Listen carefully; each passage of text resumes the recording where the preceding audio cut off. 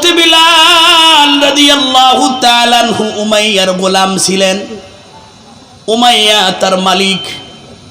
এই বিলাল রাদিয়াল্লাহু তাআলা আনহু উমাইয়ার গোলাম থাকার পরও আল্লাহ বলেন মাই ইয়াহদিহিল্লাহু ফালা মুদিল্লা লাহু ওয়া মান ইউদ্লিলহু ফালান তাজিদ লাহু ওয়ালিয়াম মুরশিদা। আল্লাহ যাকে হেদায়েত দেয় দুনিয়ার কেউ তারে গোমরাহ করতে পারে না। আল্লাহ যারা সঠিক পথ দেখায় দুনিয়ার কেউ গোমরাহ করতে পারে না। জোরে বলেন ঠিক কিনা? আল্লাহ তাকে গোমরাহ করে দুনিয়ার সব মানুষ মিলেও তাকে হেদায়েত দিতে পারে না। জোরে বলেন ঠিক কিনা? জলিল পারের পরে কি? জলিল পারের পরে কি? বাইনাসর। এই বাইনাসরের তা কিছু দূর যাওয়ার পরে এই যে আপনার কি বৌদ্ধ আছে জানো? আকিস বৌদ্ধ। আকিস বৌদ্ধর একটা মিলঘর আছে না বাইনাসরের তা কিছু দূর যাওয়ার পরে ওই জায়গায় আবার চারিঠানি বানায় দেখছেন। ওই সোজাসুজি নদীর উপারে গেলে ওই গ্রামের নাম কি? কলিগ্রাম। এই কলিগ্রামে কয়েকদিন আগে মনে হয় মাত্র 2-3 সপ্তাহ আগে কিছু যুবক এরা হলো খ্রিস্টান মুসলমান হয়ে গেছে কালেমা পড়া। এটা কি আপনারা জানেন নি কেউ? হ্যাঁ, কিছু গোলাম কিছু যুবক এরা মুসলমান হইছে আমাদের টেকেরার জায়গা। আমিও ছিলাম। মুসলমান হওয়ার পরে এরা এখনো প্রতি জুমা শুক্রবার আমার ওই বাজার মসজিদে নামাজ পড়ে। তো এক সপ্তাহ যাওয়ার পরে আমাকে দাওয়াত দিছে মাদ্রাসায় 15-16 জন ছাত্র আর হুজুরগো 2-3 জন। তা আমি ছিলাম আর কি। দাওয়াত দিছে, নিয়ে খাওয়াইছে, এও আয়োজন করছে মুসলমানরাই, পাক করছে সবাই মুসলমানরা। অগ উদ্দেশ্য কি? অগ উদ্দেশ্য হুজুর এই জায়গাটা দেখেন আমাগো জায়গা, এই জায়গায় মসজিদ বানাবো। সুবহানাল্লাহ। আরো জোরে বলেন না সুবহানাল্লাহ। হেদায়েতের মালিক কে? আরো জোরে বলেন হেদায়েতের মালিক কে? আল্লাহ পাক রব্বুল আলামিন হেদায়েতের মালিক। উমাইয়া হলো কাফের বেঈমান। উমাইয়ার বাড়ির গোলাম হযরতে বেলাল। দেখতে তার সৌন্দর্য নাই, তার সমাজের মধ্যে কোনো দাম নাই, সমাজে দামহীন একজন যুবক বেলাল। এই বেলাল রসুলের কাছে হাত দিয়া, রসুলের হাতে হাত দিয়া কালিমা পড়ে ফেলেছে। রসুলের কাছে দেয়া বলেন নবী আমার, আমি দেখেছি, সব কিছু বুঝেছি, আমার আপনার কথা বড় পছন্দ হয়। আপনি যে রবের সন্ধান দেন ওই রব সত্য রব, তাও আমার মনে হয়। অতএব আর বেশি দেরি করতে চাই না, পয়গম্বর আমাকে কালিমা পড়ায় ইমানদার মুসলমান বানায় দেয়। হযরতে বিলাল রাদিয়াল্লাহু তাআলা মুসলমান হয়ে গেছে। আলহামদুলিল্লাহ। আল্লাহ পাকের দরবারে হাজারো কোটি শুকর ও সুজুদ যে রব্বুল আলামিন আমাদেরকে দ্বীনের আলোচনার মজলিসে, কোরআন ও হাদিসের ময়দানে, গুনাহ মাফের ময়দানে, নেকি কামায়ের ময়দানে, আল্লাহ ওয়ালাদের মজলিসে আসার ও বসার সুযোগ করে দিয়েছেন। ওই মালিকের দরবারে কালিমাত শুকর আদায় করি আলহামদুলিল্লাহ। আমার ভাই, আল্লাহ পাক রব্বুল আলামিন যাদেরকে রাখছেন মোহাব্বত, দ্বীনি মোহাব্বত নিয়ে যারা বসতে পারছি, আল্লাহ পাক রব্বুল আলামিন তাদের মধ্যে দ্বীন বোঝার তৌফিক দান করবেন। যারা আল্লাহ পাক রব্বুল আলামিনকে মোহাব্বত করে এই মজলিসে আসবে, আল্লাহর রসুল বলেন তাদেরকে আল্লাহ পাক রব্বুল আলামিন মোহাব্বত করে গুনাহ মাফ করে দিবেন। পক্ষান্তরে যারা লজ্জায় পইরাও আসবে, আল্লাহ পাক তাদেরকে লজ্জায় পইরা হইলেও গুনাহ মাফ করে দিবেন। আর যারা আসবে না তাদেরকে আল্লাহ তাআলা মাফ কেমনে করবে? দোস্ত, আল্লাহ তো মাফ করার জন্য বসে আছেন, কিন্তু আমাদের তো চাওয়া লাগবে। জোরে বলেন ঠিক কিনা? আল্লাহ তো মাফ করতেই চায়। আল্লাহ চান সমস্ত মানুষ যেন জান্নাতি হয়ে যাক। তারা কারণ কি আল্লাহ পাক যে চান এটা কেমনে বুঝলাম? আল্লাহর রসুল সাল্লাল্লাহু আলাইহি ওয়াসাল্লাম বলেন, পৃথিবীর মধ্যে আদম পয়গম্বর থেকে কিয়ামতের আগ পর্যন্ত যত মানুষ আল্লাহ পাক রব্বুল আলামিন বানাইছেন, সামনে আসবে, অতীতে চলে গেছে, প্রত্যেকের জন্য আল্লাহ পাক রব্বুল আলামিন একটা জান্নাত বাজেট করে রাখছেন। প্রত্যেকের নামে একটা জান্নাত আছে, প্রত্যেকের নামে, সকল মানুষের নামে। উদাহরণ, মুহাম্মাদুর রাসূলুল্লাহর নামেও জান্নাত আছে, আবু জেহেলের নামেও জান্নাত আছে,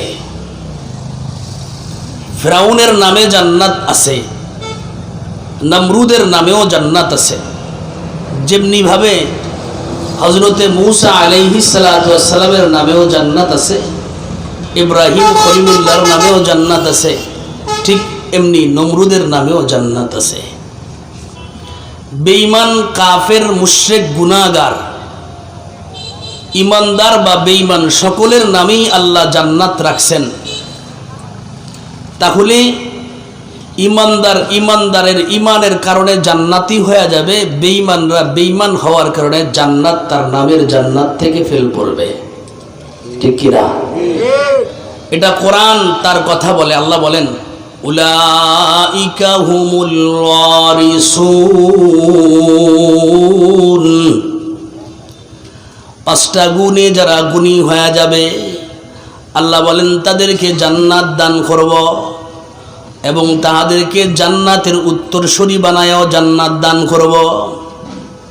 এক নম্বর, নিজের জান্নাতের যে আমি যে বাড়ির মালিক, এটা তো আমার মালিকানা সূত্রে মালিক হইলাম, কিন্তু আল্লাহ যে বলেন এই সমস্ত গুণের মানুষ ওয়ারিস সূত্রেও জান্নাতের মালিক হবে। এখন প্রশ্ন, আমি আমার যে জিনিসের মালিক হইলাম এটা কি আমি কি মালিকানা সূত্রে মালিক হইলাম না ওয়ারিস সূত্রে মালিক হইলাম? আমি আমার নিজের কামাই দিয়ে একটা বাড়ি কিনছি, এই বাড়িটা কি আমি আমার মালিকানা সূত্রে বাড়ির মালিক হইলাম নাকি ওয়ারিস সূত্রে মালিক হইলাম? মালিকানা সূত্রে আমি যে কিনছি। তা মালিকানা সূত্রে মালিক হওয়ার পরে আবার ওয়ারিস সূত্রে মালিক কেমন হবো জান্নাতের? কই বেঈমান কাফের যে জান্নাতের তাদের নাম ছিল, কিন্তু তারা জান্নাতে যাইতে পারে নাই, এই জান্নাতগুলা কি পচা যাবে? কয় না।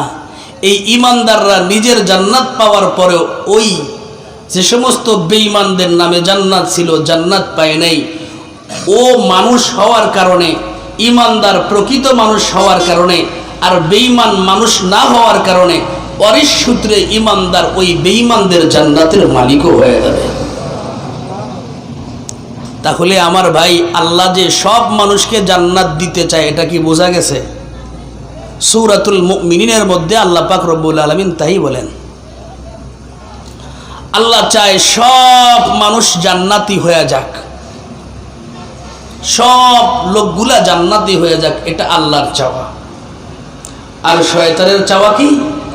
শয়তানের চাওয়া হলো সব মানুষ জাহান্নামী হয়ে যাক। শয়তানের চাওয়া কি? সব মানুষ জাহান্নামী হয়ে যাক। এজন্য শয়তান দুনিয়ার বিভিন্ন গুনাহের মধ্যে মজা লাগাই দিছে। কে লাগাই দিছে? শয়তান। কে লাগাই দিছে? শয়তান। শয়তানের ধোঁকা তো বোঝা যায় না রে ভাই। শয়তান কত ভাবে ধোঁকা দেয়। আল্লাহ বলেন শয়তান মানুষের প্রকাশ্য শত্রু। কোরআনের মধ্যে সূরাতুল ইয়াসিনের মধ্যে আল্লাহ বলেন, আলাম আ'হাদ ইলাইকুম ইয়া বানি আদম আল্লা তা'বুদুশ শাইতান ইন্নাহু লাকুম আদুউম মুবিন। আল্লাহ কয়, হে বনি আদম, আমি তোমাদেরকে অঙ্গীকার দিলাম, খবরদার খবরদার শয়তানের গোলামি করিও না। কেন? শয়তান তোমাদের জন্য প্রকাশ্য শত্রু। তোমাদেরকে জান্নাত, তোমরা জান্নাতে যাও, এটা শয়তান চায় না।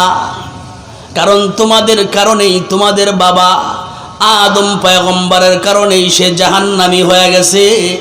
এজন্য শয়তান চায় না তার কোনো সন্তান বা পুইপুনা ওই জান্নাতের মালিক হোক। এটা শয়তান চায় না। দেখবেন মানুষের মধ্যে কিছু লোক আছে হিংসুক আছে না? তার পাশের বাড়িওয়ালা ভালো হোক এটা সে চায় না। অনেক ভাইগো ভিতরেও দেখা যায় যে এক ভাই চায় না আর এক ভাই ভালো হোক, আছে কি নাই? জোরে বলেন আছে কি নাই? এক ভাইয়ের বউ চায় না আর এক ভাইয়ের বউর ফলাফান ঠিকভাবে চলুক, ভালো চলুক, এটা চায় না। কেন চায় না? ওই হিংসায় কাজ করে। হিংসায় কি করে? কাজ করে। এমন এক হিংসুক, সে আল্লাহর কাছে দোয়া করছে, আল্লাহ আর ভাল লাগে না, অভাব অনটন, খালি অভাব অনটন, ভাল লাগে না, তুমি আমারে কিছু দেবো। এরকম স্বপ্নের প্রত্যেক দিন রাত্রের বেলা এরকম আল্লাহর কাছে দোয়া করে রাত্রে ঘুমায় যায়, দীর্ঘদিন পর্যন্ত খালি আল্লাহর কাছে চায়। তো আল্লাহ পরীক্ষার জন্য আল্লাহ পাক একদিন রাতের বেলা স্বপ্নে দেখাইছে, তোমার কি লাগবে? কয় আমার সুন্দর একটা বিল্ডিং লাগবে। আর কি লাগবে? কয় একটু বেশি পুঁজি লাগবে, বড় একটা দোকান লাগবে।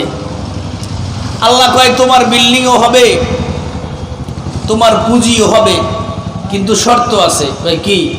তোমার পাশে যে তোমার ছোট ভাইটা আছে কুড়া ঘর বানানো, এর বিল্ডিং তোমার মতো 2টা হবে, আর এর দোকান তোমার মতো 2টা হবে।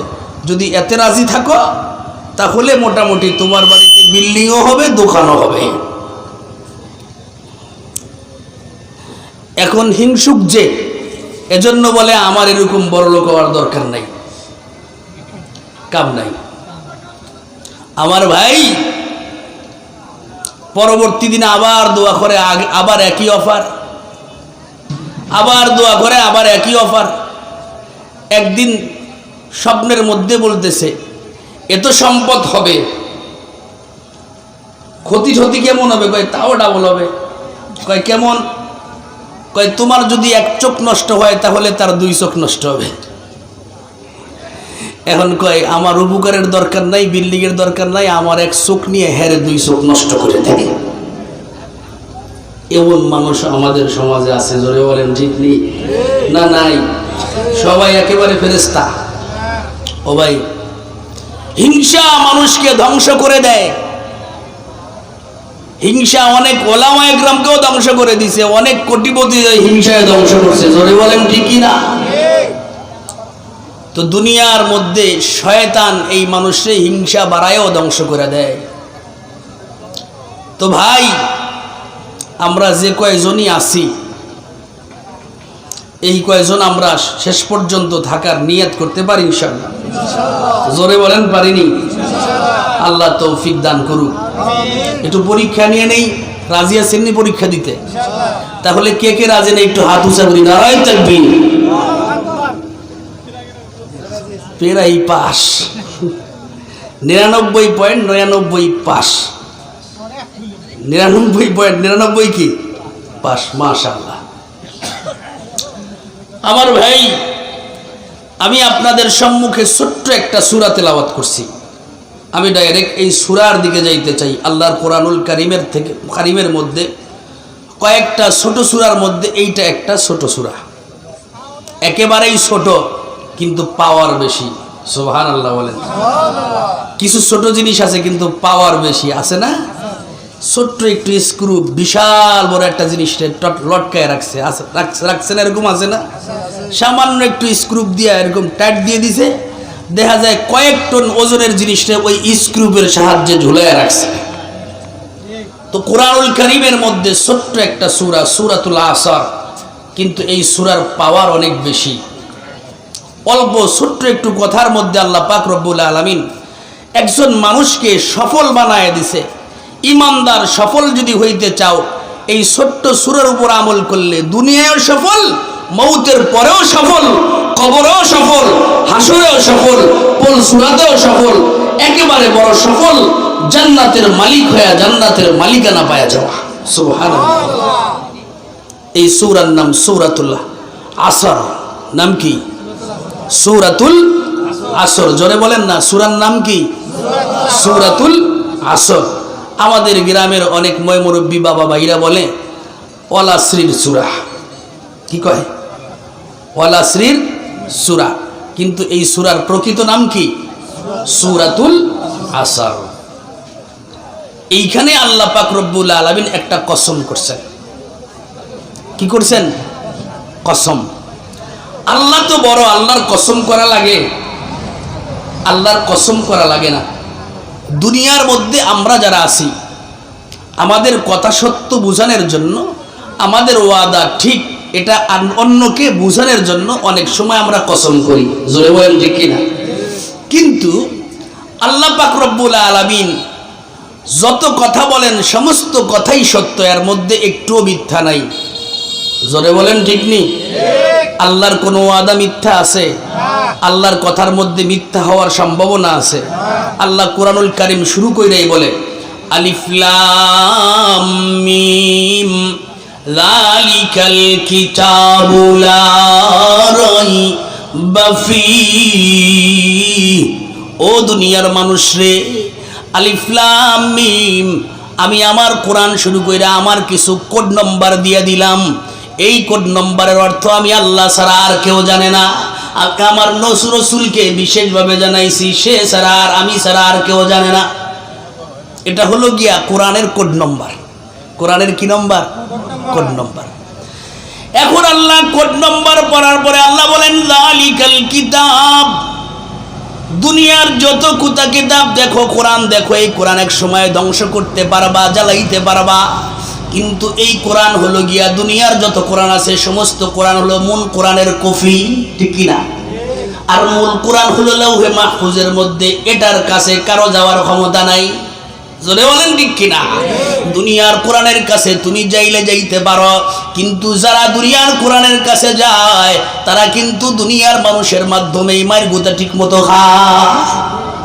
এই কয়েকদিন আগে ঢাকায় এক মুশরিক হিন্দু যুবক আল্লাহর কোরআন ছিঁড়া ফেলাইছিল। পুরা ভার্সিটির মধ্যে যত যুবকরা ছিল ধৈরা সমানে মারছে, কি মারে নাই? জোরে বলেন, যুবকরা জানে না, সমানে মারছে। কোরআন হলো জীবন্ত মুজিজা, একটা অলৌকিক শক্তি, এটা হলো কোরআন। তো আল্লাহ বলেন এই দুনিয়ার কোরআন এটা সমস্যা ঘটাইতে পারো, কিন্তু মূল কোরআন হলো লাউহে মাহফুজের কোরআন। আল্লাহ বলেন যালিকাল কিতাব লা রাইবা ফীহি। এই কিতাবের মধ্যে কোনো সন্দেহ নাই, সন্দেহ তো নাই। লা শাক্কা ফীহি, সন্দেহ হওয়ার, ভুল হওয়ার বিন্দু মাত্র সন্দেহ নাই। ভুল হওয়ার সন্দেহ তো নাই, সন্দেহের মধ্যেও সন্দেহ নাই। সুবহানাল্লাহ, এটা হলো কোরআন। তো আল্লাহ বলেন আল্লাহর যত কথা আছে সমস্ত কথাই সত্য, আল্লাহর ওয়াদা সত্য। আল্লাহ মিথ্যা বলেন না, আল্লাহর কথা মিথ্যা হতে পারে না। আল্লাহ কসম করলে যেমন হয়, কসম না করলেও অমন হয়। তবে আল্লাহ যার কসম করে ওই জিনিসটা দুনিয়ার মানুষের কাছে দামি হইয়া যায়। যার কসম আল্লাহ করে ওইটার দাম বোঝানোর জন্য আল্লাহ কসম করছেন। আল্লাহ কসম কইরা আল্লাহর কথার দাম বাড়ান নাই, বরং যে জিনিসের কসম করছেন ওটার দাম বোঝানোর জন্য আল্লাহ কসম করছেন।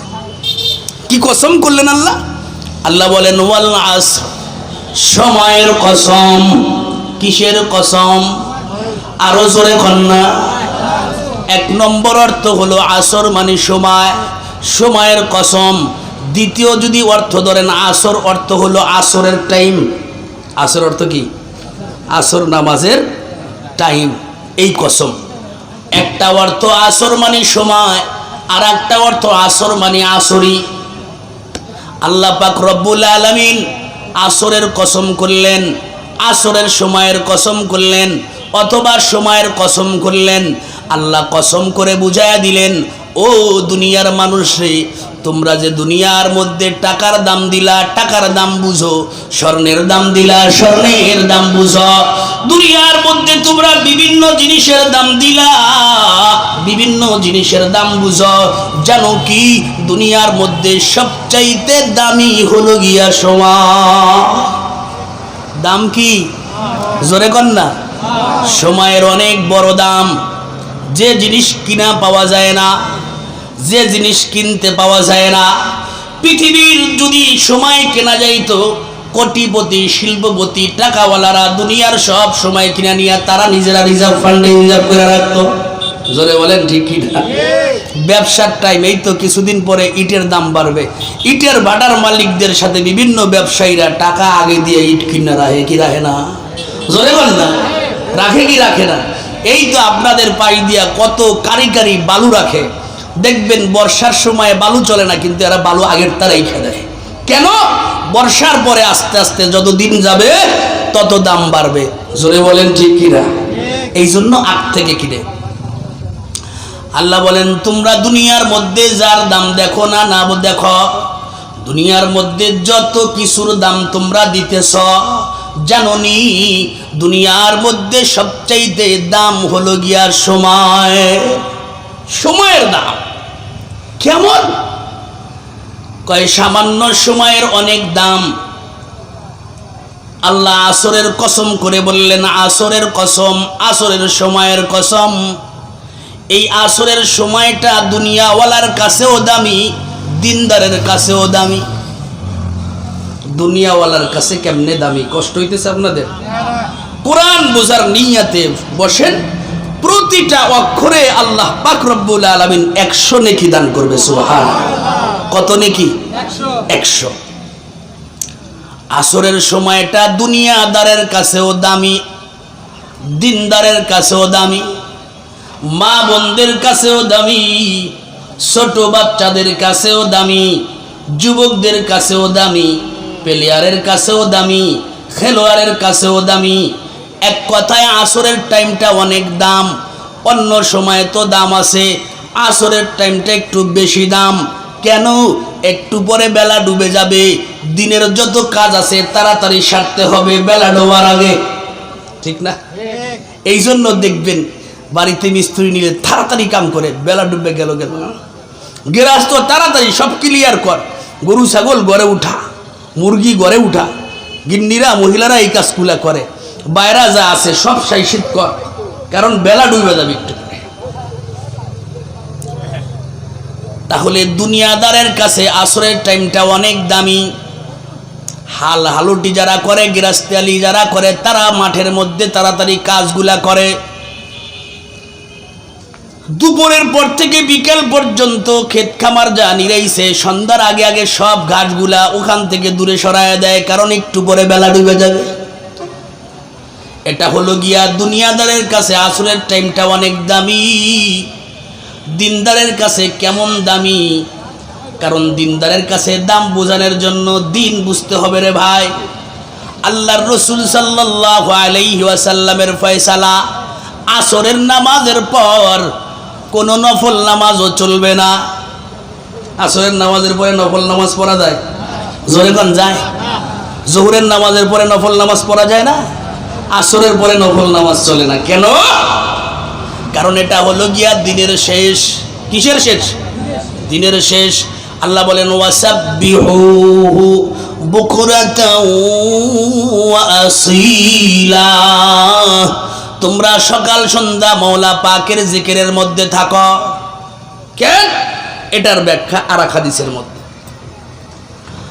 আল্লাহর রাসূল বলেন, যে ব্যক্তি মান সাল্লা সালাতাল বারদাইন দাখালাল জান্নাহ, যে ব্যক্তি 2 ঠান্ডার নামাজ পড়লো সে জান্নাতে চলে যাবে। কয় ঠান্ডার? জোরে কর না, কয় ঠান্ডার? হাদিসের ব্যাখ্যার মধ্যে আসছে 2 ঠান্ডার নামাজ, একটা হলো ফজর আর একটা হলো আসর। একটা কি? ফজর আর একটা হলো আসর। কারণ কি? কারণ প্রত্যেকটা মানুষের জন্য আল্লাহ পাক রব্বুল আলামিন, প্রত্যেকটা মানুষের শরীরের মধ্যে আল্লাহ পাক রব্বুল আলামিন 360টা জোড়া দান করছেন। প্রতিটি জোড়ার উপরে আল্লাহ পাক রব্বুল আলামিন একজন করে ফেরেশতা নিযুক্ত করে দিয়েছেন। এজন্য ফেরেশতার সাহায্যে আমার হাতের কড়াগুলা এরকম করলে হয়, ফেরেশতার সাহায্যের কারণে আমার হাত এমন করলে হয়, ফেরেশতার সাহায্যে আমার ঠোঁট নাড়াইলে নড়ে, ফেরেশতার সাহায্যে আমার জিহ্বা এরকম বের করলে হয়। যখন আল্লাহ পাক রব্বুল আলামিন ওই অঙ্গের জোড়ার ফেরেশতাকে ডিউটি অফ করতে বলবেন, দুনিয়ার সমস্ত ডাক্তার বাটিয়া খাওয়াইলে কিন্তু হাত থাকবে, মগর চলবে না। হাত থাকবে কিন্তু কথা কয় না। কি হইছে? কয় প্যারালাইসিস। আরে মিয়া কিসের প্যারালাইসিস? মাওলা পাকের কুদরতি ফেরেশতার হুকুম অফ, এজন্য অঙ্গ নড়ে না। অঙ্গ কি করে না, নড়ে না। 360টা ফেরেশতা প্রত্যেকটা মানুষের সঙ্গে আছে, তার সাথে আরো কিছু ফেরেশতা আছে। তার মধ্যে প্রতিদিনের জন্য আল্লাহ 10 জন ফেরেশতা পাঠান। দিনভর এই 10 জন ফেরেশতা তার রক্ষণাবেক্ষণ করে। রাতের বেলা আবার 10 জন ফেরেশতা পাঠান, রাত্রভর বান্দার দেখভাল করে। এই 10 জন ফেরেশতা আবার চলে যায়, আবার আরেক রাতের ফেরেশতা আসে। কয় কখন যায় কখন আসে, কয় সকালবেলা ফজরের সময় 10 জন চলে যায়, 10 জন ফেরেশতা আসে। আবার আসরের সময় সকালবেলার 10 জন চলে যায়, রাতের ডিউটির ফেরেশতা আসরের পরে আসে।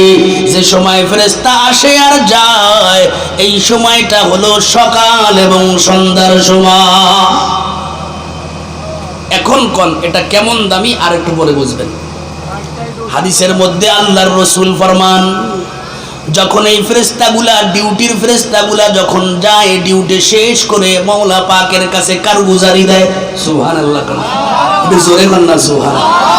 এই ফেরেশতারা তো আমরা তো আমাগমন মতো চলি। মানুষ আর জিন বাদে যত মাখলুক দেখেন, এই সাগরের নীল তিমি হোক, আকাশের বড় বড় পাখি হোক, সমুদ্রের মধ্যে বড় বড় প্রাণী হোক, হিংস্র প্রাণী, জঙ্গলার মধ্যে যত বড় প্রাণী হোক না কেন, সমস্ত মাখলুকগুলা চাঁদ সূর্য পর্যন্ত, নক্ষত্র পর্যন্ত, পাহাড় পর্বত যা আছে, নদী নালা খাল বিল যা আছে, সমুদ্র মহাসমুদ্র যা আছে, সব মাখলুকগুলা একটা কদম মাওলা পাকের হুকুমের বরখেলাপ করে না। সুবহানাল্লাহ বলে। মানুষ আর জিনকে আল্লাহ ইচ্ছাধিকার দিয়ে দিছে। কেন? এরা হলো গিয়া ডিউটিতে আছে, মানুষ আর জিন হলো পরীক্ষা দিতে আছে। মানুষ আর জিন বাদে সব মাখলুকগুলা ডিউটিতে আছে, ডিউটিতে। আর মানুষ আর জিন কি করতেছে? পরীক্ষা দিতেছে। পরীক্ষার তীরে বাইরের কোনো লোক কোনো কথা বলবে না। ভালো লেখুক আর ঠিক লেখুক, ভুল লেখুক আর ভালো লেখুক, কিছু বলার অধিকার নাই। কারণ পরীক্ষা জিতে দিছে, তার অধিকার থাকে তার যেমন মনে চায় অমন করার। জোরে বলেন ঠিক কিনা? এজন্য মানুষকে কিছু বলে না। তো এই জিন, এই ফেরেশতা যখন মাওলা পাকের কাছে, সকালের ফেরেশতারা রাত্রভর 10 জন ছিল, সকালে ফজরের সময় আল্লাহর কাছে ডিউটি কইরা আল্লাহর কাছে এই লোকটার কারগুজারি, তার চোতাপত্র খাতাগুলা জমা দিতে যখন যায়, তখন আল্লাহ জিজ্ঞেস করেন, আমার বান্দারে কি করতে দেখলাম? তখন এই 10 ফেরেশতা বলে, মালিক, তোমার বান্দারে নামাজ পড়তে দেখলাম। সুবহানাল্লাহ। গতকালকে যে আসরের সময় গেছিলা, ওই সময় কি করতে দেখলা? কয়, মালিক, তোমার বান্দারে আসরের নামাজ পড়া তোমার ঘরে বৈশা বৈশা তোমার জিকিরের ধ্যানে বৈশা থাকতে দেখছিলাম। অতএব আবার এই দিনের ফেরেশতা যখন মাওলার কাছে ডিউটি জমা দেয়, কাগজপত্র জমা দেয়, তখন আল্লাহ আবার তারে জিগায়। তো এই ফেরেশতাদের আপ ডাউনের সময় হলো আসরের সময়। কোন সময়? আসরের সময়। অতএব গুরুত্বপূর্ণ সময়। এই সময়ে বস আসে, বস এই সময় দীক্ষা চলে যায়।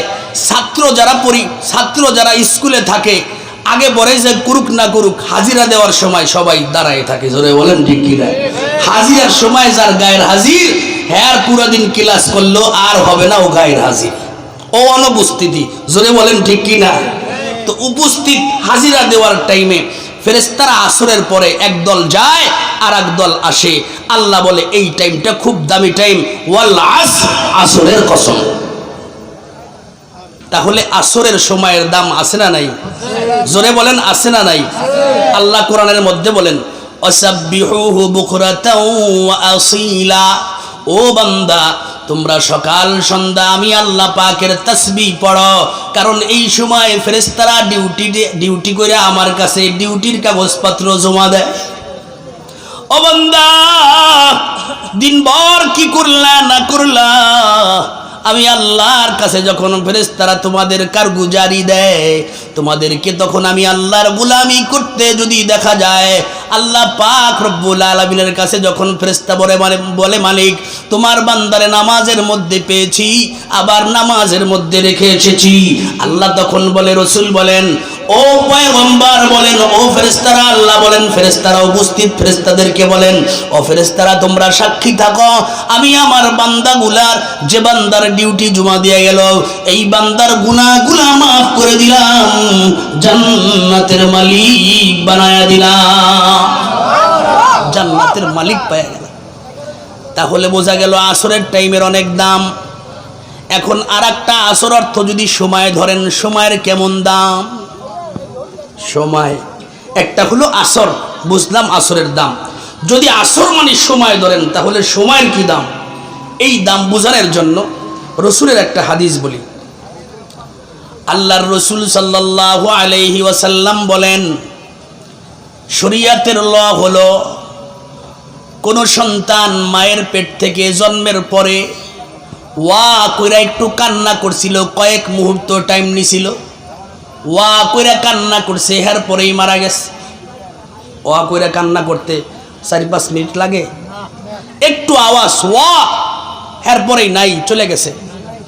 মায়ের পেট থেকে সন্তান মাত্র ভূমিষ্ঠ হয়ে ওয়া করে কান্না করলো, এই সন্তান যখন মারা যায়, ওয়া করার কারণে আল্লাহর রসুল বলেন, এই ওয়া করছে কয়েকটা মুহূর্ত সে পেয়েছে, এই সন্তানের জন্য ওই সুযোগ সুবিধা করতে হবে। দেওয়া হলো একজন মানুষ 500 বছর বাঁচার পরেও যদি মারা যায়, তার যে সুযোগ সুবিধা মুসলমানের নিয়ম কানুন যা আছে, এই লোকটারও একই নিয়ম কানুনে তাকে কবর দেওয়া হবে। 500 বছর বাঁচছে, বাঁচার পরে তার নিয়ম কি? এই মুরব্বিরে গোসল করাও, 3টা সাদা কাপড় পরাও, ছেলে যদি হয় 3টা সাদা কাপড় পরাও, মেয়ে যদি হয় 5টা সাদা কাপড় পরাও। ঠিক তেমনি ভাবে দুনিয়ার মধ্যে ওয়া করা পরিমাণ সময় একটা বাচ্চা দুনিয়ার মধ্যে সময় পেয়েছিল, ওয়া করেছিল। রাসূল বলেন, এই বাচ্চাকেও সুন্দর করে গোসল করাও, এই বাচ্চাকে যদি ছেলে হয় 3টা কাফনের কাপড় পরাও, যদি মেয়ে হয় 5টা কাফনের কাপড় পরাও। শুধু কাফনের কাপড় পরলেই হবে না, তার জন্য জানাজার নামাজ পড়া লাগবে, তার জানাজার নামাজেও 4টা তাকবীর দেওয়া লাগবে, তার জানাজার নামাজেও দুরূদ পড়তে হবে, সানা পড়তে হবে, তার নামাজের মধ্যেও দোয়া পড়তে হবে। তার নামাজের জন্য একজন মুরব্বীর জন্য যে এরকম নামাজ পড়তে হবে, ওয়া করা 1 মুহূর্ত সময় পাওয়া বাচ্চার, তার জন্য এরকম জানাজার নামাজ পড়তে হবে। একজন মুরব্বীকে যেরকম খাটিয়াই নিয়া তোমরা কবরস্থ করেছ, উত্তরে মাথা দিছো, দক্ষিণে পা দিছো, সিনাকে কিবলার দিকে ঘুরায় রাখছো, এই বাচ্চাকেও সিনাকে কিবলার দিকে ঘুরায় রাখো। বরং 500 বছর হায়াত পাওয়ার পর যে লোকটার যে দাম নাই, সামান্য ওয়া করে যে বাচ্চাটা দুনিয়ায় চলে গেল, এই বাচ্চার ওই 500 বছর হায়াতলার চাইতেও দাম বেশি। কেমনে কেমনে? কারণ এই লোকটার দোয়াটা, জানাজার নামাজের মধ্যে দোয়া আছে, জানাজার নামাজের মধ্যে কি আছে? দোয়া আছে। মুরব্বীদের জন্য, বড়দের জন্য এক দোয়া, নাবালেগের জন্য আর দোয়া। বড়দের জন্য যে দোয়া, এই দোয়াটার মধ্যে খালি যারা নামাজ পড়লো, প্রত্যেকে তারে মাফ করার দোয়া করলো। আল্লাহর কাছে কি দোয়া করলো, কি প্রার্থনা করলো, আল্লাহর কাছে কি দরখাস্ত করলো? আল্লাহ, এই মুরব্বী মারা গেছে, এরে মাফ করে দাও, সমস্ত মুরব্বীদেরকে মাফ করে দাও, মুসলমান মেয়েদেরকে মাফ করে দাও, মুসলমান মহিলাদেরকে মাফ করো, মুসলমান পুরুষদেরকে মাফ করো। কিন্তু আল্লাহ পাক রব্বুল আলামিনের কাছে মাত্র ওয়া করা সন্তান যে মারা গেল, এর জন্য দোয়া হলো ভিন্ন দোয়া। আল্লাহ, আল্লাহ তুমি একে কবুল করে নাও, এর সুপারিশ কবুল করে নাও।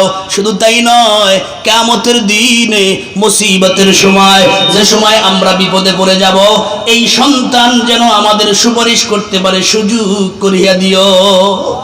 পাওয়ারটা কি? মাত্র কয়েক মুহূর্ত সময় পাইছে, কয়েক সেকেন্ড না, কয়েক মুহূর্ত। সেকেন্ডের চাইতে মুহূর্ত আরো কম, জোরে বলেন ঠিক কিনা? এই মুহূর্ত সময় পাওয়া সন্তান কেমন দামি হবে? আল্লাহর রসুলের হাদিস ভালো করে একটু শুনি, লক্ষ্য করি, গভীর মনোযোগ। কিয়ামতের দিনে আল্লাহ যেদিন সিংহাসনে বসবেন, বিচারের কার্যালয়, বিচারের ইজলাসে আল্লাহ যখন বসবেন, আল্লাহর সামনে সব অপরাধীরা দাঁড়ায় থাকবে। সেদিন আল্লাহ পাক রব্বুল আলামিন কয়েক শ্রেণীর মানুষকে ওকালাত নামা দিবেন। কি দিবেন? ওকালাত নামা। এই কালা পোশাক পরে যে উকিলরা করে এগো কোনো খানা নাই।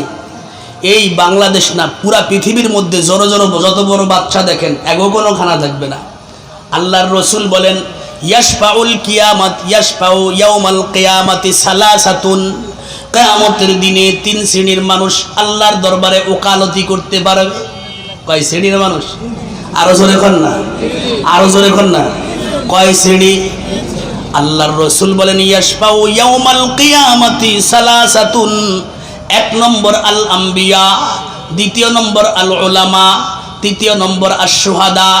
রসুল বলেন কিয়ামতের দিনে আল্লাহ যেদিন ইজলাসে বসে যাবেন, বিচারের ইজলাসে আল্লাহ পাকের সামনে গুনাহগাররা থাকবে। আল্লাহ পাক রব্বুল আলামিন 3 শ্রেণীর মানুষকে ওকালত নামা দিবেন। তার মধ্যে 1 নম্বর হলো নবী আলাইহিমুস সালাতু ওয়াস সালামগণ, রাসূল আলাইহিস সালাতু ওয়াস সালামগণ, 2 হলো হক্কানি উলামায়ে কেরামগণ, 3 হলো গিয়া আল্লাহর জন্য, আল্লাহর দ্বীনকে দুনিয়ার মধ্যে বাস্তবায়ন করার জন্য, আল্লাহর রাস্তায় আল্লাহকে খুশি করার জন্য যারা জীবন দিয়েছিল তাদেরকেও আল্লাহ ওকালত নামা দিবে। এ হলো ব্যাপক ওকালত নামা। আপনারা জানেন বাংলাদেশে আদালত কয়েক রকমের হয়। একটা হলো প্রাইভেট, আন্তর্জাতিক ট্রাইব্যুনাল, প্রাইভেট আদালত, জোরে বলেন ঠিক নেই। এই আদালতে সকলের বিচার হয় না। একজন ছেসরা চোর, ওই আপনার শান্তিপুরের ডাইল মেলের তা 5 কেজি ডাইল চুরি করছে, হের জন্য কি বাংলাদেশের সুপ্রিম কোর্ট বিচার করবে? কথা বল না, বাংলাদেশের সুপ্রিম কোর্ট, হাইকোর্ট এর নামে বিচার করবে? হ্যাঁ, এ তো ভিন্ন কোয়ালিটির চোর, এর বিচার আর এক রকম হয়। ও আদালত পর্যন্তই যাওয়া লাগে না, ও 4 দোকানে 2 কাকাই বিচার করে ছেড়ে দেয়। যদি বলেন ঠিক কিনা? দোস্তরে আমার, এ তো হলো গিয়া পুরা জনসাধারণের বিচার। কিন্তু আল্লাহ পাক রব্বুল আলামিন এই বিচারের আগে কিছু মানুষকে আল্লাহ পাক রব্বুল আলামিন হিসাব ছাড়া বিচার করে দিবেন, তাদেরকে মাফ করে দিবেন। এদের কোনো হিসাব নাই। আপনারা কি চান আমাকে হিসাব আল্লাহর দরবারে না হোক?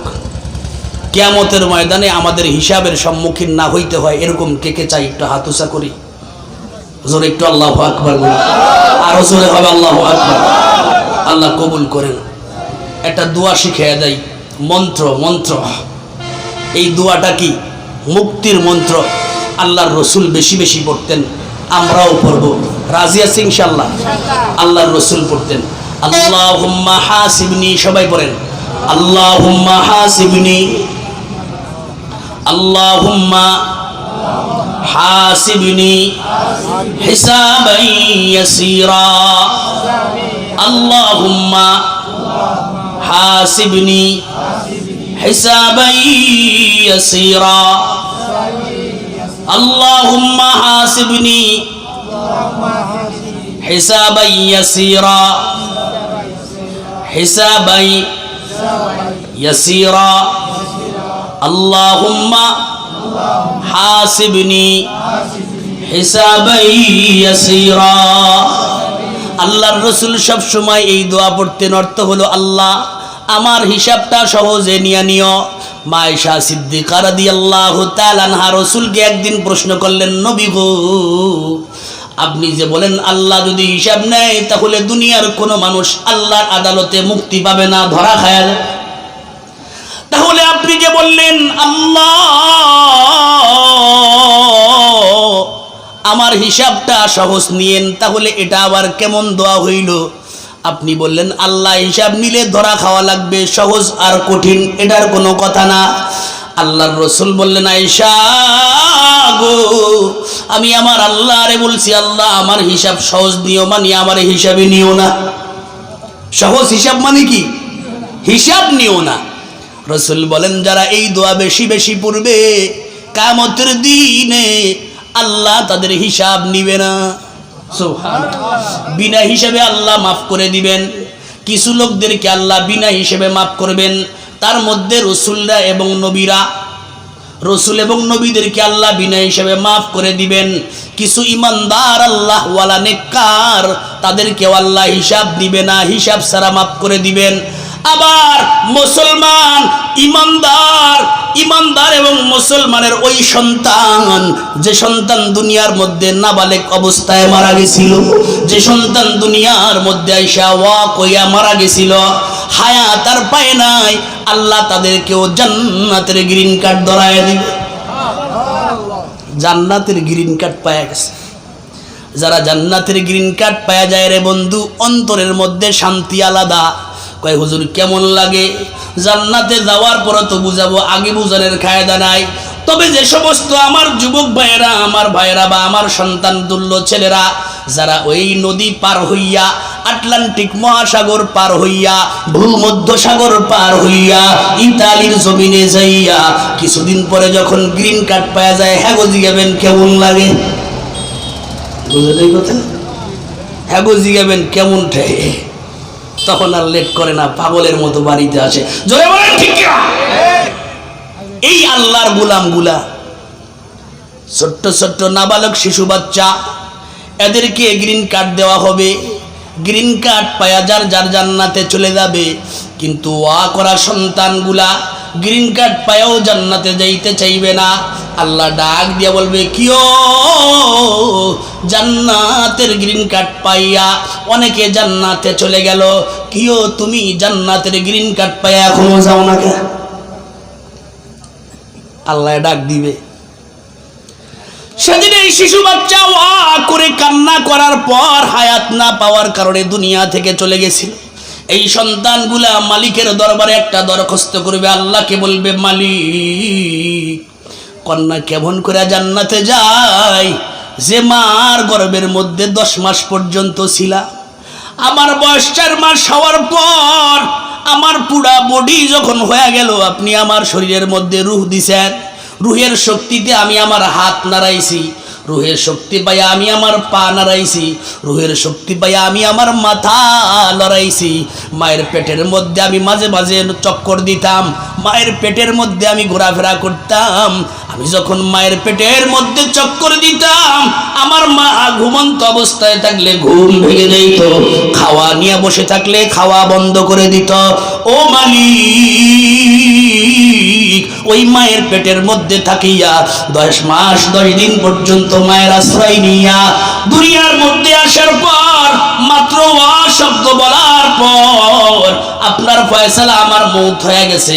মায়ের পেটের মধ্যে থাকিয়া ওয়া বলার কারণে মা ইমানদার, বাবা ইমানদার হওয়ার কারণে আজকে জান্নাতের গ্রিন কার্ড পেয়ে গেলাম।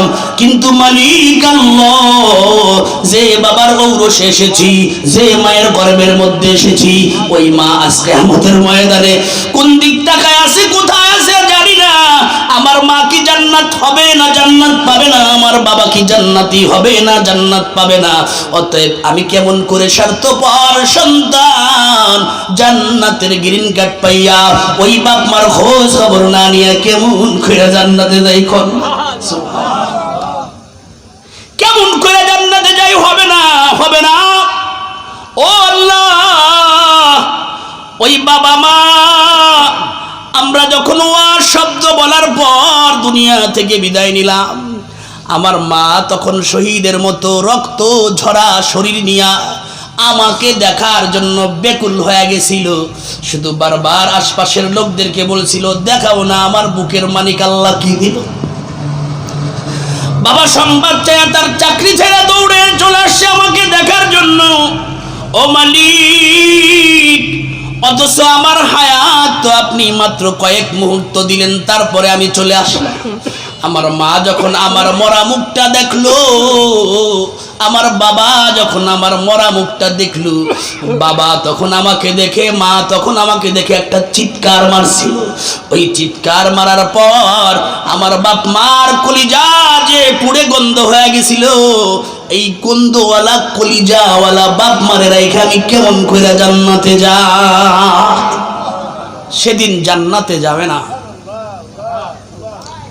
আল্লাহ সেদিন তাদেরকে, তাদের জন্য, তাদের সাথে হাসি মজাকের ছলে আল্লাহ বলবেন, এত মানুষ আদম পয়গম্বর থেকে পৃথিবীর শেষ মানুষটা, যার পরে আর কেউ ইন্তেকাল করে না, যার পরে আর কেউ ইন্তেকাল করবে না, এই মানুষ পর্যন্ত সব মানুষগুলা ওই ময়দানে মাহশারে একাট্টা হয়ে থাকবে। পৃথিবীর সব মানুষগুলো এক ময়দানে থাকবে, কালা সাদার বাদ বিচার নেই। বাংলার জমিনের লোক আর ইন্ডিয়ার লোক আর পাকিস্তানের লোক কোনো বেদ বিচার হবে না, পার্টিশনের কোনো ব্যবস্থা হবে না। এত মানুষের মধ্যে তোমার বাপ মারে খুঁজে যদি তুমি চিনো, তাহলে দাও তোমার বাপ মারে নিয়ে আসো, তাহলে আমি তোমাদেরকে বাপ মার, তোমাদের সঙ্গে বাপ মারেও জান্নাত দিয়ে দিব। সেদিন বাচ্চাগুলা দৌড় দিবে। হাদিসের মধ্যে আসছে আল্লাহ পাক রব্বুল আলামিন কিছু লোকদেরকে বাপ মা সাজাইয়া তাদের সামনে নিয়ে আসবেন। তারা দেখা মুখের দিক তাকাইয়া বুকের সঙ্গে নাকটা লাগাইয়া বলবে, না না আমার বাপ মা না। আল্লাহ বলবেন, রে গোলাম, তোমরা তো দুনিয়ার মধ্যে বাবারেও দেখো নাই, মারে দেখো নাই, তাহলে আজকে কেমন করে অস্বীকার করলে এটা তোমার বাপ মা? সেদিন সেই নবজাতক সন্তানগুলা মাওলা পাককে বলবে, আল মালিক, আমরা বুঝেছি। কয় কেমন করে বুঝেছো? কয় আমরা আমার মায়ের বুকের মধ্যে নাক লাগায়া টান দিলেই বুঝতে পারি। কয় কেমনে? কয় আমার বেদনায়, আমার বিচ্ছেদে বাপ মা যখন চিৎকার মরে কান্না করছিল, সেদিন কলিজা পুরা গেছিল। এই কলিজা পুরা গন্ধ কিয়ামতের ময়দানেও আছে, এখনো পর্যন্ত পুরা গন্ধ যায় না। সব বাচ্চাগুলা বাপ মারে নিয়ে আসবে আল্লাহর সামনে।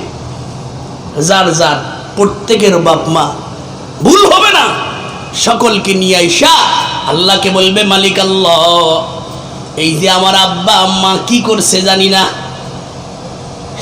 নেকের পাল্লা ভারী না গুনার পাল্লা ভারী আমাদের জানা নাই। আল্লাহ যদি আমরা জান্নাতে আমাদেরকে যদি জান্নাতে ঢুকাইতেই চান, তাহলে আমার বাপ মাকে সারা জান্নাতে যাইতে রাজি না। সেদিন আল্লাহ পাক রব্বুল আলামিন বলবেন, যা বান্দা যা, দুনিয়ার আদালতে যদি কেউ রে গ্রিন কার্ড দেয়, এর পরে বাপ মা নেওয়া যদি বৈধ হয় কি ভাই না? জোরে বলেন না। এই ইউরোপ কান্ট্রি যার আপনার কাট হয়ে যায়, এদের জন্য বাপ মা নেওয়া কিন্তু সিস্টেম আছে, কথা কয় না? দুনিয়ার আদালতের মানুষ যদি এটা করতে পারে, আমি মাওলার আদালত তো আরো বড়, আরো বেশি ফ্যাসিলিটি দিয়ে দিলাম।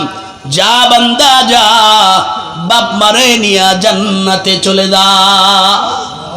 আল্লাহ বলেন, সময়ের কসম, ওয়াল আসর, সময়ের, ইন্নাল ইনসানা লাফি খুসর। আল্লাহ কয় কসম সময়ের, নিশ্চয়ই সমস্ত মানুষ ক্ষতিগ্রস্তের মধ্যে। আল্লাহ পাক কসম করার পরে এখন বলেন, সব মানুষ ক্ষতিগ্রস্তের মধ্যে, টাকাওয়ালাও ক্ষতিগ্রস্তের মধ্যে, টাকা ছাড়াও ক্ষতিগ্রস্তের মধ্যে, ধনীও ক্ষতিগ্রস্তের মধ্যে, ধনী গরিবরাও ক্ষতিগ্রস্তের মধ্যে, পুরুষ জাতীয় ক্ষতিগ্রস্তের মধ্যে, মহিলা জাতীয় ক্ষতিগ্রস্তের মধ্যে, বড়রাও ক্ষতিগ্রস্তের মধ্যে, যুবকরাও ক্ষতিগ্রস্তের মধ্যে। আল্লাহ পাক রব্বুল আলামিন এই আয়াতে কারিমা যে নাজিল করেছেন, তার একটা প্রেক্ষাপট আছে, তাকে আরবিতে বলা হয় আয়াতুন নুজুল অথবা শানে নুজুল। তাকে কি বলা হয়? শানে নুজুল বা আয়াতুন নুজুল, মানে আয়াতের অবতীর্ণর প্রেক্ষাপটটা কি?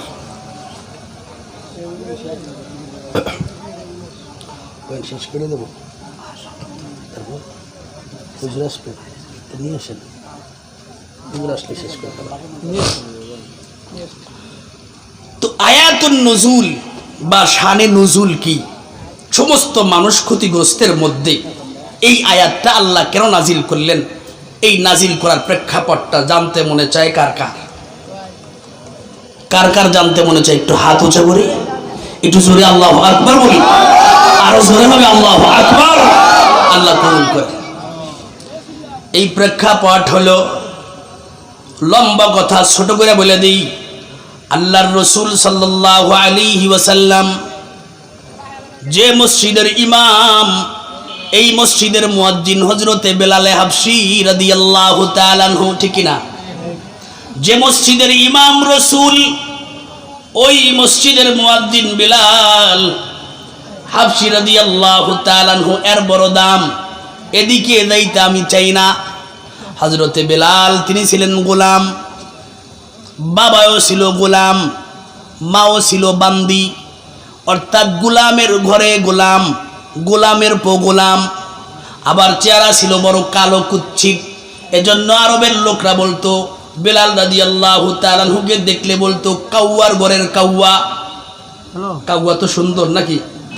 জোরে কোন কাউয়া কি? কাউয়া, কালা কাউয়া, এরকম বলে ডাক দিত। হযরতে বেলাল রাদিয়াল্লাহু তাআলা আনহু দেখতে ছিল অসুন্দর, কিন্তু মাওলার আদালতে তার দাম ছিল, এজন্য সে ছিল বড় সুন্দর। জোরে বলেন ঠিক কিনা? বেলাল রাদিয়াল্লাহু তাআলা অনেক দাম। হযরতে বেলাল রাদিয়াল্লাহু তাআলা আনহু উমাইয়ার গোলাম ছিলেন। উমাইয়া তার মালিক। এই বেলাল রাদিয়াল্লাহু তাআলা আনহু উমাইয়ার গোলাম। উমাইয়ার গোলাম থাকার পরও আল্লাহ বলেন মান ইয়াহদিহিল্লাহু ফালা মুদিল্লা লাহু ওয়া মান ইউদ্লিলহু ফালান তাজিদ লাহু ওয়ালিয়াম মুরশিদা। আল্লাহ যাকে হেদায়েত দেয় দুনিয়ার কেউ তারে গোমরা করতে পারে না। আল্লাহ যারা সঠিক পথ দেখায় দুনিয়ার কেউ গোমরা করতে পারে না। জোরে বলেন ঠিক কিনা? আল্লাহ তাকে গোমরা করে দুনিয়ার সব মানুষ মিলেও তাকে হেদায়েত দিতে পারে না। জোরে বলেন ঠিক কিনা? জলিল পারের পরে কি? জলিল পারের পরে কি? বাইনাসর। এই বাইনাসরের তা কিছু দূর যাওয়ার পরে এই যে আপনার কি বৌদ্ধ আছে জানো? আকিস বৌদ্ধ। আকিস বৌদ্ধর একটা মিলঘর আছে না বাইনাসরের তা কিছু দূর যাওয়ার পরে, ওই জায়গায় আবার চারিঠানি বানায় দেখছেন। ওই সোজাসুজি নদীর উপারে গেলে ওই গ্রামের নাম কি? কলিগ্রাম। এই কলিগ্রামে কয়েকদিন আগে মনে হয় মাত্র 2-3 সপ্তাহ আগে কিছু যুবক, এরা হলো খ্রিস্টান, মুসলমান হয়ে গেছে কালেমা পইরা। এটা কি আপনারা জানেননি কেউ? হ্যাঁ, কিছু গোলাম, কিছু যুবক এরা মুসলমান হইছে আমাদের টেকেরার জায়গা, আমিও ছিলাম। মুসলমান হওয়ার পরে এরা এখনো প্রতি জুমা শুক্রবার আমার ওই বাজার মসজিদে নামাজ পড়ে। তো এক সপ্তাহ যাওয়ার পরে আমাকে দাওয়াত দিছে মাদ্রাসায়, 15-16 জন ছাত্র আর হুজুরগো 2-3 জন, তো আমি ছিলাম আর কি। দাওয়াত দিছে, নিয়ে খাওয়াইছে, এও আয়োজন করছে মুসলমানরাই, পাক করছে সবাই মুসলমানরা। অগ উদ্দেশ্য কি? অগ উদ্দেশ্য হুজুর এই জায়গাটা দেখেন আমাগো জায়গা, এই জায়গায় মসজিদ বানাবো। সুবহানাল্লাহ, আরো জোরে বলেন না সুবহানাল্লাহ। হেদায়েতের মালিক কে? আরো জোরে বলেন হেদায়েতের মালিক কে? আল্লাহ পাক রব্বুল আলামিন হেদায়েতের মালিক। উমাইয়া হলো কাফের বেঈমান, উমাইয়ার বাড়ির গোলাম হযরতে বেলাল। দেখতে তার সৌন্দর্য নাই, তার সমাজের মধ্যে কোনো দাম নাই, সমাজে দামহীন একজন যুবক বেলাল। এই বেলাল রসুলের কাছে হাত দিয়া, রসুলের হাতে হাত দিয়া কালিমা পড়ে ফেলেছে। রসুলের কাছে দেয়া বলেন নবী আমার, আমি দেখেছি, সব কিছু বুঝেছি, আমার আপনার কথা বড় পছন্দ হয়। আপনি যে রবের সন্ধান দেন ওই রব সত্য রব, তাও আমার মনে হয়। অতএব আর বেশি দেরি করতে চাই না, পয়গম্বর আমাকে কালিমা পড়ায় ইমানদার মুসলমান বানায় দেয়। হযরতে বেলাল রাদিয়াল্লাহু তাআলা মুসলমান হয়ে গেছে। কিন্তু বন্ধু, কয়েকদিন আগেই হযরতে সুমাইয়া রাদিয়াল্লাহু তাআলা আনহাকে মুসলমান হওয়ার অপরাধে লজ্জায় স্থানে বর্ষা মারিয়া অতিরিক্ত রক্ত খনন হওয়ার কারণে দুনিয়া থেকে ত্যাগ করে চলে গেছেন, শহীদ হয়ে গেছেন। এই তো মাত্র কয়েকদিন আগে একেবারে পুরা মক্কার অবস্থা ভয়াবহ। যখনই কোনো মুসলমান, একেবারে কম ছোট শ্রেণীর লোক মুসলমান হয়, গরিব অসহায় মানুষ মুসলমান হয়, তার উপরে এমন বড় স্টিমার চালায়, অত্যাচারের স্টিম রুলার চালায়, আল্লাহু আকবার, জীবন যায় যায় ভাব, তাতে কোনো পরোয়া নাই। হযরতে বেলাল কলেমা পয়রা মুসলমান হয়ে গেছে। মুসলমান হওয়ার পর এখন মাওলারে ডাক দেয়, লা ইলাহা ইল্লাল্লাহ, লা ইলাহা ইল্লাল্লাহ, লা ইলাহা ইল্লাল্লাহ, লা ইলাহা ইল্লাল্লাহু মুহাম্মাদুর রাসূলুল্লাহ সাল্লাল্লাহু আলাইহি ওয়াসাল্লাম। ইমানদার তাজা ইমানের মজা পাওয়া গেছে, এখন লা ইলাহা ইল্লাল্লাহ পড়লেই ভালো লাগে। সুবহানাল্লাহ। এজন্য কে দেখলো কে শুনলো সময় নাই, কালেমা পরে আর মজা নেয়। উমাইয়ার কাছে সংবাদ হয়ে গেছে, রে উমাইয়া, তোর যে গোলাম তার বাপেও ছিল তোর গোলাম, এই গোলামের গোলাম সে তো এখন মুহাম্মাদের গ্রুপ হয়ে গেছে। এর এত বড় সাহস কে দিল? তোর গোলাম হওয়ার পর নিজের ক্ষমতা কোত্থেকে পাইল? কলেমা পয়রা ইমানদার হয়ে গেছে। শুধু কি তাই, রোড গার্ড দেখে না, যে কোনো সময় মুহাম্মাদের আল্লাহর নাম ডাক দেয়। হযরতে বেলাল রাদিয়াল্লাহু তাআলা আনহুর সংবাদ যখন উমাইয়ার কাছে চলে গেল, উমাইয়া ডাক দিয়ে বিচার করছে, তুই এই ধর্ম ছাড়বি না জীবন দিবি? হযরতে বেলাল হাবশী রাদিয়াল্লাহু তাআলা আনহু বলেন, রে উমাইয়া, দুনিয়ার মধ্যে যত কথা আছে সব মানমু, জীবন দিতে বললেও দিব, কিন্তু খবরদার খবরদার, আর মাওলার গোলামি থেকে আমি একটুও পিছপাও হতে রাজি না। কয় তাই? কয় হ। হযরত বেলালকে এখন মার শুরু করছে, সবাই মারে, বালকরাও মারে, মহিলারাও মারে, পুরুষরাও মারে, যে পারে সেই মারে। হযরত বেলাল রে যখনই মারে, শরীরের মধ্যে অসহ্যকর যন্ত্রণা ব্যথা যখন বেশি হয়ে যায়, হযরত বেলাল তখন জোরে একটু ডাক দেয়, ইয়া আল্লাহ, ইয়া আল্লাহ। আল্লাহ বলতে দেরি হয়, ব্যথা নিরাময়ের দামি ওষুধ, পাওয়ারওয়ালা ওষুধ খাইলে যেরকম ব্যথা নিরাময় হয়ে যায়, তার আগেই ব্যথা ভালো হয়ে যায়। সুবহানাল্লাহ। এখন মায়ের আরো বাড়ছে, মারতে মারতে এক পর্যায়ে উমাইয়া কয়, এরে ওই মরুভূমির মধ্যে নিয়ে যাও, বেলা 12টার সময় নিয়া এরে হাত বান্ধো, পাও বান্ধো, বুকের উপরে পাথর চাপা দিয়ে দাও, আর আরবের বালকদেরকে, উন্মাদ বালকদেরকে ডাক দাও, এরা সমানে মার দিক। ঠিক তাই মার দেওয়া শুরু করে দিছে। হযরতে বেলাল যখন অসহ্যকর যন্ত্রণা বেশি সহ্য করতে না পারে, তখন আল্লাহ কয়া ডাক দেয়। যখনই আল্লাহ কয়া ডাক দেয়, তখন তার উপরে অত্যাচার আরো বাড়ায়া দেয়। হযরত আবু বকর মক্কার একজন সুনামধন্য ব্যবসায়ী, বড় মাপের ব্যবসায়ী। হযরত আবু বকর রাদিয়াল্লাহু তাআলা আনহু দোকানটা বন্ধ করে, এমন দোকানদার যে দোকান নিয়ে আশপাশের সব মানুষগুলা খালি চাওয়াচাই করে, আর বিভিন্ন লোক দেখে ইটালি থেকে বাড়ি আইসা টাকাওয়ালারা খালি কয়, যদি এর মতো এরকম দোকানের মালিক হওয়া যাইতো, হেলে ইটালি যাওয়া বন্ধ করে দিতাম। এরকম আছে না কথা বল না? এরকম পয়েন্টের দোকান আছে না? এমন পয়েন্টের দোকান হযরত আবু বকর রাদিয়াল্লাহু তাআলা আনহু। আশপাশের দোকানওয়ালা খালি আফসোস করে মরে। হযরত আবু বকর রাদিয়াল্লাহু তাআলা আনহু ইসলাম গ্রহণ করার পরে আস্তে আস্তে মাল সামানা কুমাইয়া দিনের রাস্তায় খরচ করে করে একেবারে প্রায় মাল শূন্য হয়ে গেছে। এমন সময় দোকান বন্ধ করে দিয়ে হুজুরের পাশে 2-4-5 মিনিটের মধ্যে বন্ধ করে দেব, শেষ করে দেবো ইনশাআল্লাহ, নাকি? তো একেবারে শেষ। এমন দুপুর সময় দোকান বন্ধ করে বাড়ির দিক রওনা করছে। বাড়ির দিক রওনা করার পরে যে যখনই উমাইয়ার বাড়ির সামনে, তখনই এরকম বাচ্চাদের হই হুল্লোর আওয়াজ, আর মাঝে মাঝে আল্লাহ কওয়ার ক্ষীণ আওয়াজ বাইসা আসছে। হযরত আবু বকর যখন এরকম ক্ষীণ আওয়াজে আল্লাহু আকবার বলতেছে আর বাচ্চাদের হই হুল্লোর আওয়াজ শুনছে, তখনই দৌড়ায় উমাইয়ার বাড়ির দিকে গেছে। কিরে এমন আওয়াজ কেন? এখন কয় লোকগুলা কয়, তোমরা জানো না আবু বকর? কয় তোমরাই তো এই সর্বনাশটা করছো। কয় কি? কয় এই বেলাল রে তোমাকে দলে নেছে, এখন তোমাকে দলে দইয়াই খামাহা এই লোকটা মার খাইতেছে, হযরতে বেলালকে মারতেছে। আবু বকর রাদিয়াল্লাহু তাআলা আনহু দৌড়ায়া মরুর মধ্যে ঢুকলেন, দেখে বালুর মধ্যে, উত্তপ্ত বালুর মধ্যে বেলাল রাদিয়াল্লাহু তাআলা আনহুকে এরকম শাসন করতেছে, এরকম আঘাত করতেছে। হযরতে বেলাল শরীরের মধ্য থেকে রক্ত বেয়ে বেয়ে পড়তেছে।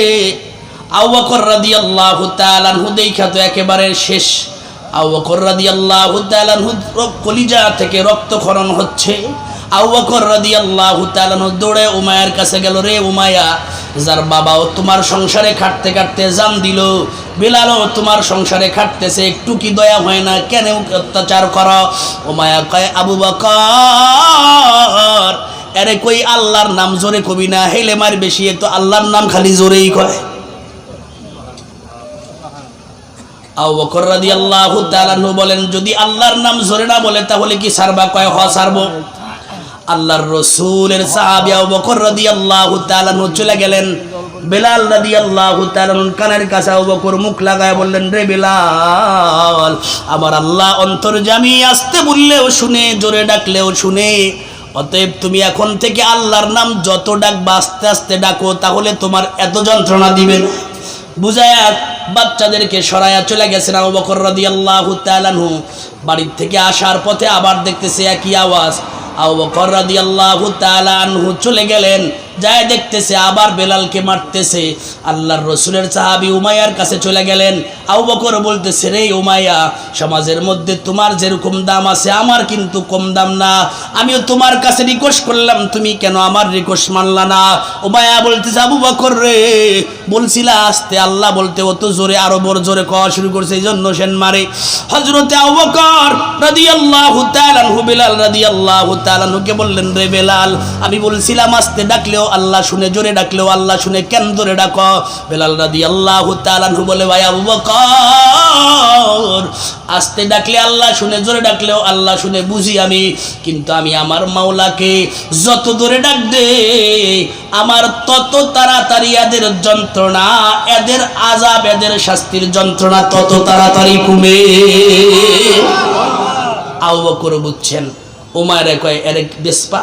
উমাইয়া কয়, কিনবা? কয়, হ। কত? কয়, 1 লাখ। কত? 1 লাখ। মানে এমন দাম কবে যেন কাছেও না আসে। আবু বকর কয়, কিনলাম। আবু বকর রাদিয়াল্লাহু তাআলা কয়, কি কিনা নিলাম? কয়, নগদ টাকা। কয়, তাতেও রাজি।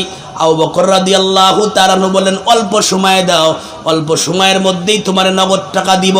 উমাইয়া জানে ব্যবসায়ী মাল কমছে, কারণ মুসলমান নতুন মুসলমানদেরকে দান করতে করতে অনেক সম্পদ কমে গেছে, এখন আর হবে না, এজন্য নগদ টাকা নাই, ঠেকাইছে। আল্লাহর রাসূলের সাহাবী দৌড়ায়া বাজারে চলে গেছেন। বাজারের প্রধান গলির সামনে দাঁড়ায়া বলতেছে, কে আসো? ও ব্যবসায়ীরা, ও দোকানদারেরা, আমি আবু বকরের যে দোকান নিয়ে তোমরা এতদিন ঈর্ষা করতা, এই দোকান নগদ 1 লক্ষ টাকা দিলে বিক্রি করে দিব। কত? পাশের দোকানদার যায় বলে, আবু বকর, যা বলছো এ পর্যন্তই থাক, আর এলান দিও না, তোমার এই দামে আমি নগদ টাকা দিয়ে কিনলাম, কারণ আর বাগিদার বাড়াইতে চাই না। হযরত আবু বকর রাদিয়াল্লাহু তাআলা নগদ টাকা পাইয়া উমাইয়ারে দিয়া দিলেন। এখন পুরা মক্কার বাজারের মধ্যে একটা এলান শুরু হয়ে গেছে, খাসারা আবু বকর, আবু বকর ক্ষতিগ্রস্ত হয়ে গেছে, আবু বকর দেউলিয়া হয়ে গেছে। এত বড় ব্যবসায়ী মুহাম্মাদের সঙ্গে মিশে এখন পুরা দেউলিয়া হয়ে গেছে। আল্লাহর রাসূলের সাহাবী হযরতে বিলাল রাদিয়াল্লাহু তাআলা আনহুকে কিনা মুক্তি করে দিলেন। এখন যখন বাজারের বিভিন্ন এলান শুনে আল্লাহর রাসূলের কাছে ভাঙ্গা মন নিয়ে গেছে, রাসূল গো, আমি আল্লাহর জন্য, আল্লাহর রাসূলের জন্য আমার জীবন শেষ করলাম, সম্পত্তি ছিল দোকান তাও বিক্রি করলাম, সব মানুষ আমারে কয় আমি দেউলিয়া হয়ে গেছি। ও নবী, কন না আমি আসলেই কি দেউলিয়া হয়ে গেছি? আল্লাহর রাসূলের কাছে যখন দারে আরকামের মধ্যে প্রস্তাব করলো, আল্লাহর রাসূল চুপ, কোনো কথা বলে না, কারণ আল্লাহর রাসূল চুপ হয়ে গেছে। আবু বকরের ফয়সালা রাসূল কি দিবে? আবু বকরের ফয়সালার ব্যাপারে আল্লাহর রাসূল বুঝায় দিলেন, রে আবু বকর, তোমার ফয়সালা দেখিনি মাওলা পাকের আরশ থেকে পাশ হয় কিনা। এমন সময় জিবরাইল আমিন চলে আসলেন। আল্লাহর রাসূল কিছু সময় ঘরমুক্ত হয়ে গেলেন। আল্লাহর রাসূলের থেকে জিবরাইল আমিন চলে গেলেন। আল্লাহর রাসূল বললেন, না রে বেলাল, না, ওয়াল আসর ইন্নাল ইনসানা লাফি খুসর ইল্লাল্লাযীনা আমানু ওয়া আমিলুস সালিহাতি ওয়া তাওয়াসাউ বিল হক ওয়া সাউবিসাব। আবু বকর, তোমার প্রশ্নের উত্তর আমি রাসূলের চাইতে আমার মাওলা আগে দিয়ে দিছে। কি দিছে জানোনি? আল্লাহ কয় সময়ের কসম, সমস্ত মানুষ ক্ষতিগ্রস্ত, উমাইয়া ক্ষতিগ্রস্ত, সব বেঈমানরা ক্ষতিগ্রস্ত, তবে 4 গুণ যার মধ্যে আছে এই লোকটা ক্ষতিগ্রস্ত না। 1 নম্বর যারা ঈমান আনয়ন করেছে, 2 নম্বর যারা নেক আমল করে, 3 নম্বর যারা হকের উপরে চলে, হকের দাওয়াত দেয়, 4 নম্বর গুণ যারা সবরের উপরে চলে, সবরের দাওয়াত দেয়। এই 4 গুণ যার মধ্যে আছে সে ক্ষতিগ্রস্ত না। আবু বকর গো, আমার এই উম্মত যে কয়জনই হইছে তার মধ্যে এই 4টা গুণের 4টা গুণ তোমার মধ্যে বেশি আছে।